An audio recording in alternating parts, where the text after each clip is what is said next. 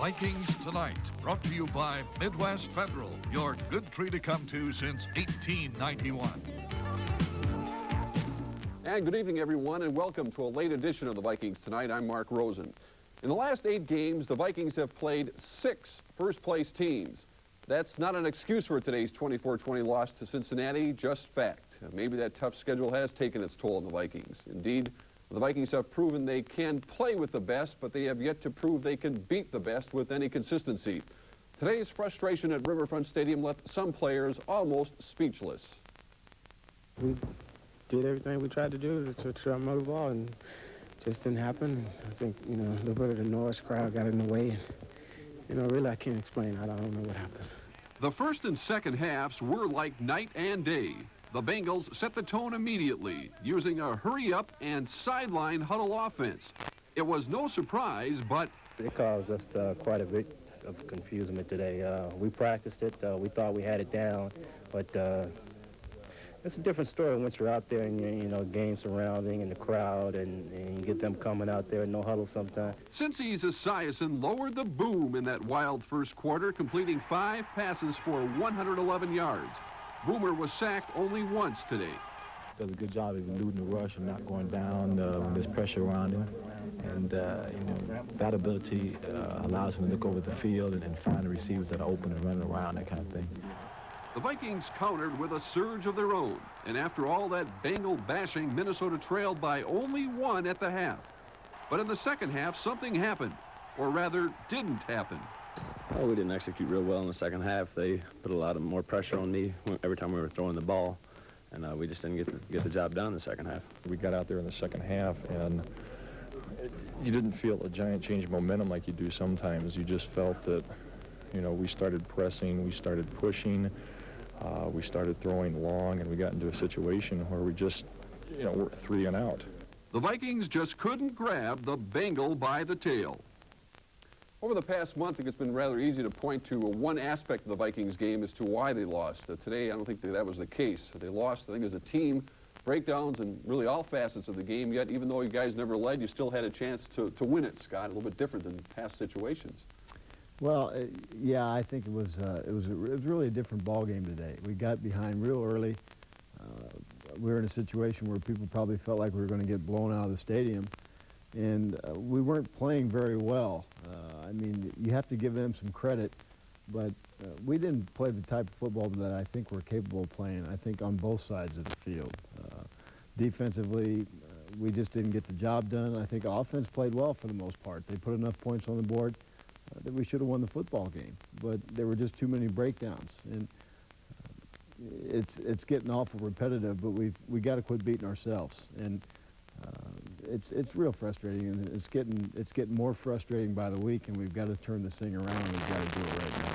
Greg, I mentioned you guys have played 6 first-place teams the last 8 weeks. Has it taken a toll, considering what you guys are going through? I don't know if it's taken a toll. Maybe it has, maybe it hasn't. We know that we can play with these guys, but the fact that we haven't really pulled that last hurdle in terms of putting teams away, and you mentioned that situations. Can you put your finger on why the team didn't move the ball? I definitely think it was a Jekyll and Hyde situation. We moved the ball really well in the first half. And then in the second half, I don't know if they changed coverages or changed anything. But we had a lot of trouble moving the football. I think we moved the ball our first drive of the third quarter, and after that, I don't even remember getting a first down. We didn't get any in the fourth quarter. Right, and that's really strange for our offense, because normally we move the ball against anybody, and that was real disappointing. Even with Wade at quarterback. Right. Well, a lot of times, stats are rather meaningless, but here are a couple that I think that really did show up on the scoreboard today. Third down efficiency. The Vikings were just 2 of 12, 16%. Unable to connect on the key play. They were 2 of 3, although on 4th down. Wade Wilson was sacked 3 times, each time for big losses, though 34 yards in all. The Vikings missing Keith Millard, who was injured, and Joe Robertson, who's still on injured reserve, had trouble putting pressure on Boomer Esiason, getting to him just once. Here's the key point, Scott. First drive, John Harris could have walked in the end zone and he picked this one off.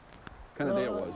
Yeah, I hopefully that wasn't indicative of the type of day we were going to have, but I think initially we started out and we were real unsettled.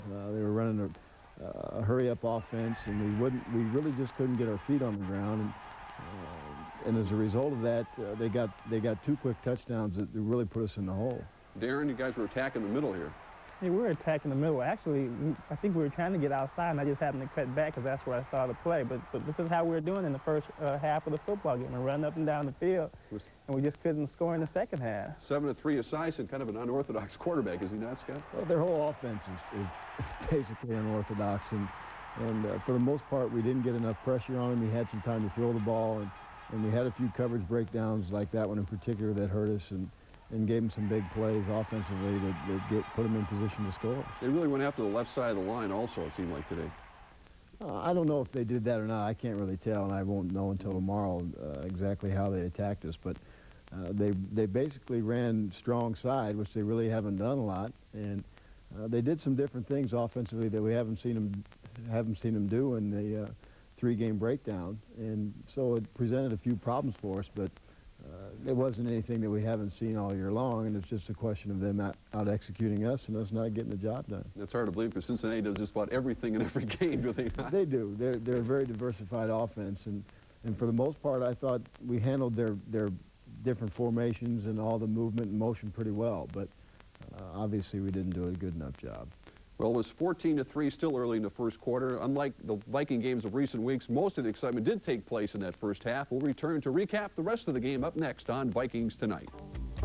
Wade Wilson's first career start was against Cincinnati in December of 1983, leading the Vikings to a 20-14 win. He, of course, was pressed into duty today because of Tommy Kramer's thumb injury and had a hot and cold day just like the rest of the Vikings. Wade finished 15 of 32 for 181 yards, no touchdowns, one interception, though 121 of those yards came in the first half. This was still the first quarter. Darren Wilson's 34-yarder here to Anthony Carter. We've seen this play a few times. Well, we've run this play at least 10 times, and every time it works. I don't know why the defenses can't stop it. You keep running it. Well, we keep running. I think we just run it from a different formation. Here's a play we haven't seen for a while. Alfred Anderson, option pass. Well, yeah, I think Alfred threw the ball out his rookie year, but I think we've kind of gone away from that. It's really nice to see him throwing the ball again. Did Wade audible at the line of scrimmage here in your touchdown, or did you pick up the blitz? Was this called play? No, this was a called play. It just they blitzed right to the hole where we were supposed to run the ball to. We just kind of slid through there, though. There's another look at it. It's nice to walk into the end zone. It's one of the advantages of being small right here. But every time the Vikings did something well, another breakdown. You're talking about the special teams breakdown, Greg. Tim McGee breaks it 94 yards. I'm sure the Bengals call it a great run. The Vikings call it botched coverage here. Well, it's probably a combination of both, and I'm sure Tom Batter will have a lot to say about this particular play tomorrow. We also had some breakdowns on punt coverages. Willie Till made a fine effort to keep the guy from walking in the end zone. That set up another Stanley Wilson touchdown, made it 21-10 Bengals. Alfred Anderson bowls his way to the one here, Darren. Well, yeah, it's nice to see Alfred running the ball hard again also. And he kind of lost the ball there, but he was down on the 1-yard line. And then Wade sneaks over for the touchdown. Wilson tried this play 3 times, worked this time, tried it more than perhaps he would with Tommy Kramer, a little bit bigger, stronger. Do you think that works in his favor? I think maybe it does. I think maybe they're a little cautious of Tommy as far as him doing that. Remember, Wade's a little bigger, he's a little stronger than Tommy, so he can maybe bull his way in there where sometimes maybe Tommy can't do that. Now, he had another chance, of course, to try that in the third quarter. The Bengals led 21-20. The Vikings had 4th and inches at the Bengal 15. Now, you have 2 decisions to make here. Number one, you try to go to the field goal, perhaps to put you up on top, take the lead or go for the first down, and then which play you run. You were involved in some of that, Darren. Right. Do you agree with the decision to go for it, first of all, and to try the quarterback sneak in that situation? Well, if you had thought about how we moved the ball in the first half, and then we came out on the very first drive, we're moving the ball again, there's no doubt in my mind that you go for it. I mean, there's the possibilities of them stopping us, I thought were pretty slim. I think our coaches thought that also, and we thought we had the first down. It comes down to the eyes of the referees, doesn't it always? Jerry Burns was going crazy on the sidelines and the ref's spotting of Wilson's sneak, which Wade talked about after the game. Well, I'm not going to criticize the refereeing at all, but on the 2 quarterback sneaks, I thought the first one we ran on the goal line, I thought I scored a touchdown on that one, and I thought on the first down that I had that easily because we just needed a couple of inches, and I was on the top of their defensive guys, laying on their back, so I had to make some ground, and we just didn't need that far to go, so I felt like it should have been a first down. And Darren, here's the play here. Wilson on the sneak, then you're at the mercy of the officials. Right. It's really hard to tell exactly how far he did go. It doesn't look like he went as far as we all thought he did, though, on that play right there. But sure seemed to take the starch out of the Vikings. It looks like he went further than that guy marked it. Here's the key play of the fourth quarter, Scott. Esiason's pass intercepted by Joey Browner. That was a big play. I thought after Joey made that play that it puts us in great field position. I think there were probably 5 or 6 minutes left to play, and I was hoping and thinking that that was probably going to be the turning point of that football game. The Vikings did nothing, and Cincinnati took advantage. Here's Esiason scrambling away. Well, I tell you what, you have to give them credit. They dodged a lot of bullets out there, and they came up with some big plays when they had to, and that put us in some trouble. You had different coverage on this play here? Well, actually, we had a goal line. We were in our goal line defense, and we had man coverage on the backs, and they ran a counter pass, which we hadn't seen all day. And it's a tough play, especially when you're trying to read coverages, and that was my man that caught the ball. And I should have tried to get him out of bounds, and I just missed him. And it's unfortunate. I should have made the play, but. I think he also hit the nail on the head, Scott. He talked about Cincinnati and the fact that they had that protecting just a 4-point lead, and they were pretty aggressive. They just didn't sit on the ball. They knew they just couldn't run it on you. They were mixing it up a little bit. Well, I think you have to give them credit, the fact that they didn't get away from their game plan and the thing that's gotten them to where they are right now, and they didn't sit on the ball and try and run out the clock and hopeful that they could get the first down on the ground. So from that standpoint, it was a good call. You guys, I'm sure, all had such high hopes. Let's face it, you're 5-2 after beating the Bears. Do you believe this after that start, that here you are sitting at 6-6 tonight? It's hard to believe. It's hard to digest. But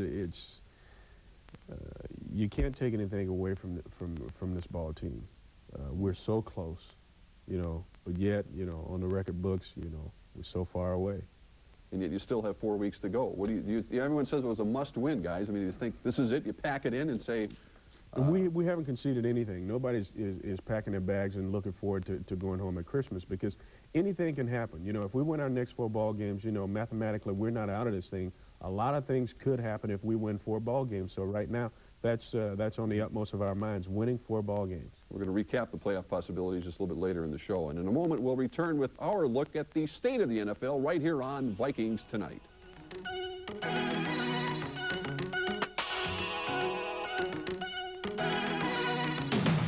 Football League? Well, that's a question we asked ourselves and some players and decided that nothing is wrong with the NFL that a few proposals can't fix. No innovation has caused a stir quite like the instant replay. Replay itself has merit, but the method is maddening, a rude intrusion holding up the game. While players and fans fidget, replay refs look for indisputable evidence seeing the same angles you do at home. It's hardly foolproof. Washington Zebras did not have access to our Channel 4 camera, clearly showing that the Redskins' Didier trapped the ball. The catch was upheld. This Raider reception was ruled a touchdown because the umpire misunderstood the replay official through the walkie-talkie. We propose to limit replays to inbounds calls on touchdowns, leaving all other matters to referees. Then train professional referees instead of using part-time help. If cows can't eat it, why play on it? Artificial turf is simply shortening careers. Ask Billy Sims, whose playing days ended on the Metrodome carpet. I'd say that in my travels throughout the league, I'd have to say that ours is far inferior to most. Or ask Kurt Warner, who almost suffered the same fate when his foot stuck to the plastic stuff. An NFL career averages only 3.6 years. Turf is one reason why. Shoddy seams present a risk to ankle and knees, while turf burns can cause severe infections. I've had a couple of bad experiences with turf. I hurt my elbow, and it's still kind of not back to normal. It kind of shakes around a little bit. And I got a turf burn here, and one right here, and 2 right here, and one more that can't be shown on television. Proposal? Get rid of the stuff where possible. Use it as a bargaining chip in the upcoming player management talks. An eye for an eye in the NFL? Sports Illustrated put forth this interesting theory. Suspend the guilty party for the length of time his cheap shot put another player out. The problem is it could expand the already expansive and muddle NFL bureaucracy. I've been involved with the Pete Rozelle decision in the past, and I don't think too much of the judgment that happened in my case. And I don't know what panel of so-called experts they would get to do this, but no, I wouldn't be in favor of that right now at all, not unless I knew more about it. The game is brutal enough without extracurricular activities. We recommend SI's proposal. Blatant cheap shots should be punished. This leads us to the taxi squad, or lack of. Active rosters are limited to 45 men. Coaches can stash players on the injured reserve, but there's only so many moves he can make. Bring back the taxi squad, which would allow more freedom of movement and where players aren't forced to play until they break down. However, there is a catch. You know, obviously, if you had more players, you wouldn't have to use them in so many different areas of the game, special teams and situation substitutions and things of that consequence. But, you know, looking from a management standpoint, they're in the game to make money, and the more players you add to the roster, just the greater is their expense. Finally, let's change the scoring system. Why shouldn't the pros have a two-point play like college ball? Let's face it, unless you are Max Zendejas, the extra point is boring. But what are its chances of making it into the NFL?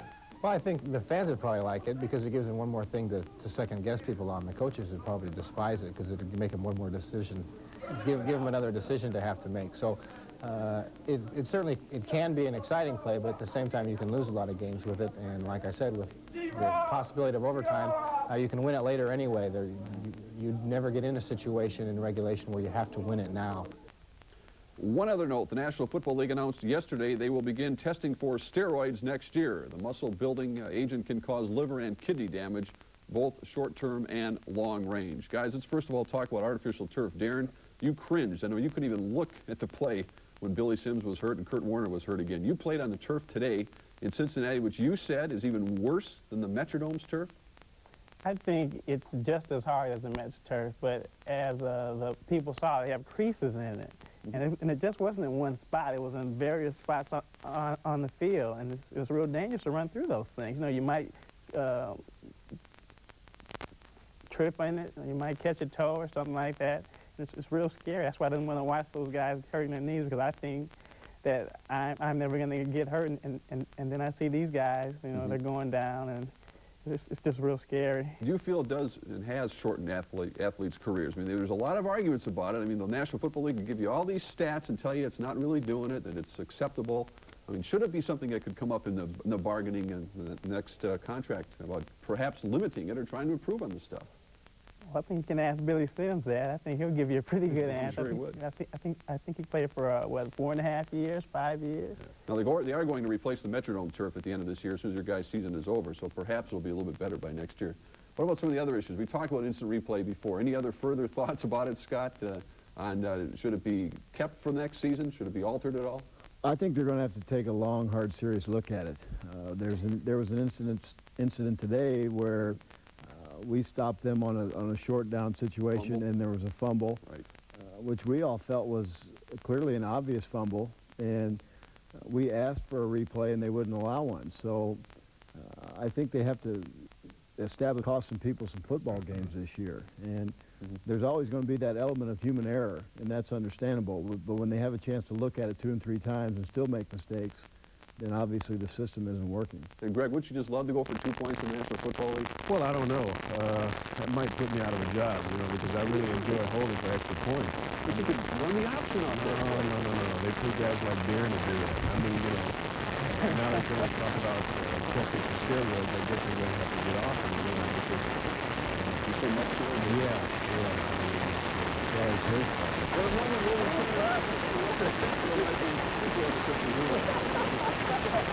After playing 6 first-place teams, as we mentioned, the last 8 weeks, the schedule maker is kind on paper to the Vikings over the final month of the season. If we look at their opponents, Tampa Bay, of course, starts next Sunday at the Dome, then at Green Bay, at Houston, and New Orleans. Combined record, 13-35, 27% winning percentage.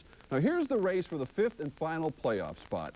Giving the others to Washington and the Giants, the Bears, and for now the Los Angeles Rams, because they are in first place. There will be one other spot open. San Francisco right now with a slight edge over Dallas, the Vikings, and New Orleans. So, guys, again, you're not out of it until you're out of it, but at least you do have some hope with the schedule. And what does the schedule mean to you right now when you look at it? Is it a lot easier if you look at it and say we should win 4 in a row, no problem against these guys? It's fine if you take it by face value of what it says on the paper, but there aren't any laughers anymore. And you can't overlook Tampa Bay and say we're going to walk through Tampa Bay and we're going to walk through Green Bay, because it's just not that easy. Theoretically, if you just base it on statistics, we should win these next 4 ball games. But there's some other ball games that we should have won as well. So we've got to take them one week at a time, and right now we've got to get by Tampa Bay before we worry about any other ones. Do any scoreboard watching at this point to even think about the other possibilities? I mentioned San Francisco's got a very tough schedule. They got the Giants and the Jets coming up for the next couple of weeks. Dallas plays Seattle this Thursday. Well, I think the biggest score that we're going to be watching is the one between Minnesota and Tampa. If our score comes out ahead, then we'll look a little bit Sunday night and see what the other guys do. But the number one priority right now is beating Tampa Bay. Yeah, because if we lose to Tampa Bay, there's no need to look, believe me. That's it. The Buccaneers, of course, have been struggling on the road. They are a little bit kind of a different team to play. As for they've got to be loose at this point, too. It doesn't make much difference to them when they come in here and win. They're in a situation where they have absolutely nothing to lose. They're in a situation where they can come in here, and if we're still in contention for a playoff spot, they can come in and knock us out of it. So I think when you get in a situation like that, your attitude's a very carefree attitude. They play very loose, and they go out and just try and have fun and get the season over with, but at the same time finish on a positive note. So it's not going to be easy. Very quickly, any other injuries today? Millard should be back maybe by next week? Hopefully.